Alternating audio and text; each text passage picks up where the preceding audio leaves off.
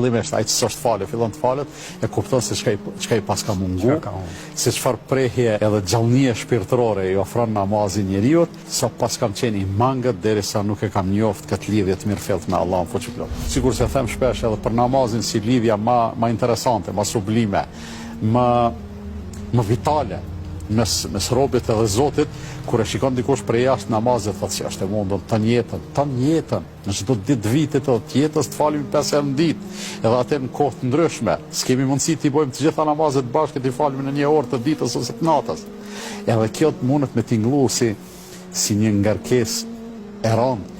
Mirë po kur futet njeriu brenda orbitës së namazit e kupton se sa fillimisht ai që s'është falë, fillon të falet, e kupton se çka i paska mungu, se çfarë prehje edhe gjallënie shpirtërore i ofron namazi njeriu, edhe sa pas kam qenë i mangët derisa nuk e kam njoft këtë lidhje të mirëfillt me Allahun fuqiplot. Fundja, për të qenë njerëz jemi trupa edhe shpirta.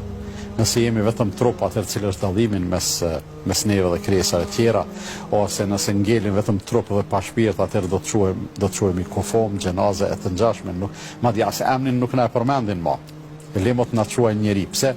Për arsye se shpirti është ajo pjesa që do duhet të ishte dominante e njeriu, edhe ata që nuk kanë besim e kanë atë shprehjen i pa shpirt, sa i pa shpirt ish filani, për me tregu se sa i pa njerëzishëm ose sa jo human është në gjendjen e tij.